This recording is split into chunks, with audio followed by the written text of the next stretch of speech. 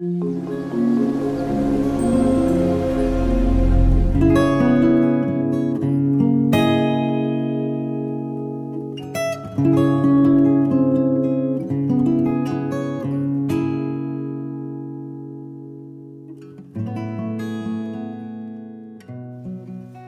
everyone, and welcome to Dandelion Lessons here on YouTube. And this week is election week here in America. Today is actually election day, and we are all voting. Hopefully, all of us who can vote are voting in these very important elections. And I guess my message is that no matter what your beliefs and your philosophy is politically, that we have the opportunity to choose the best candidates that we feel represent our personal values and that are the best thing at this time for our communities and for our country. And that's how I vote. I voted this morning. I was number 2 in line. My husband was number 1. And I voted for both Democrats and Republicans. I spent a lot of time researching and paying attention. And I voted for people who I believe in and who I think are kind and respectful and level-headed, have good ideas that are more moderate, which represents my ideals, and that I feel are what our country and my community need right now. And I guess I feel really strongly about being that way and not simply voting for one party or the other just because that's what you think you should do. You know, it's just too important to be open-minded and be aware of all sides in all situations, and to be a good judge of character and of honesty and integrity in our candidates. I think it's really, really important. And there are good people on all sides of the spectrum that are willing to represent us and work for us in our governments, local and national. And so I have this little idea about the blue Democrats and the red Republicans coming together as purple. And I'm calling it American purple, not just tribally blue or red, but to be a tribe of Americans and to stop the divisiveness that is so prevalent in our culture right now. And maybe if you live in other parts of the world, you find the same thing where you live. But here it's pretty apparent right now that we're a very divided country. And my hope and my dream is that we come together not as red and blue, but as Americans. And so I created American Purple. And so today's Dandelion lesson is all about that. And I drew a soul card today, and it's really perfect. It is a woman with her hands reached out, sort of like in prayer, but not quite, but it could be. And there are threads of red and blue sort of coming down through the heavens and surrounding her and coming together and mixing to make this beautiful purple color. And I love that idea, and I love that image. And so that's what I'm going to paint today. And so I have here a Strathmore watercolor postcard, and I've collected some of my paints. I have a set of blue paints from Earth Mineral Arts, and I also have 2 reds from Earth Mineral Arts, and I have a silvery moon from Wild Thorn. I also have a black ink from Pelican that I'll use to intersperse. I'm going to open that. I have a jar of water, some paper towels, and I have a few different tools. Instead of just using a paintbrush, I got a fern frond, a seed head from a fern in my yard, and I'm going to use that to dip into the ink. I have a